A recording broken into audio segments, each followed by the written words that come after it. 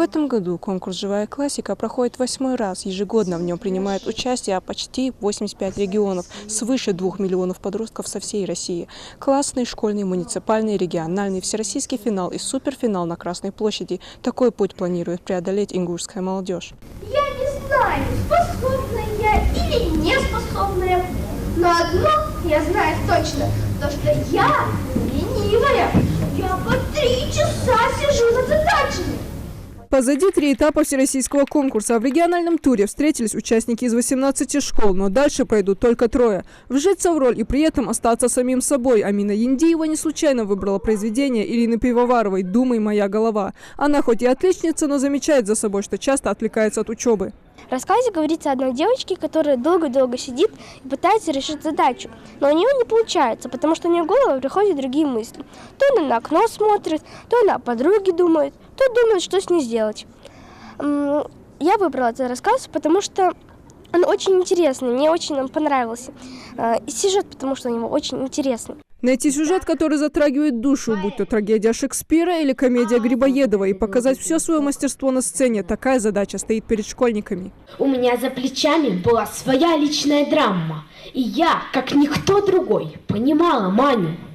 Моей первой и пока единственной любовью стал старший брат моей одноклассницы Дианы. Я подготовила Нарине Амгарян, Манюня.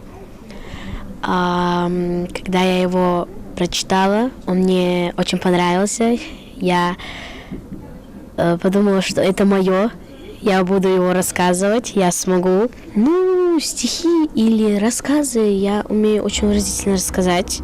Любой рассказ. Конкурс не из самых легких. Чтобы получить заветное 1-е место, придется выложиться сполна. Судить будут строго и по всем критериям. В составе жюри заслуженные артисты и кандидаты филологических наук. Каждая номинация оценивается по 10-бальной шкале. За выбранное произведение, за способность эмоционально воздействовать на слушателей, грамотную речь и выразительную дикцию.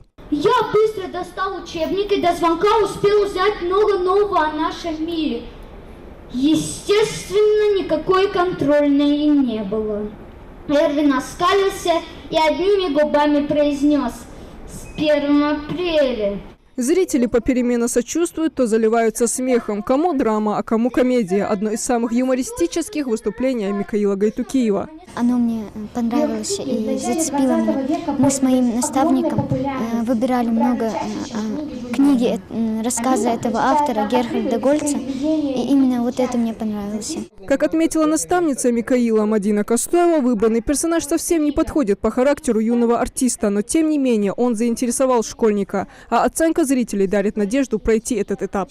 Я хотела, чтобы ребенок, который читает, такой был немножко с характером, и вот это мы искали. Нам было очень тяжело с этим произведением работать, потому что именно комедийный жанр, он очень тяжело дается, чем драматический жанр.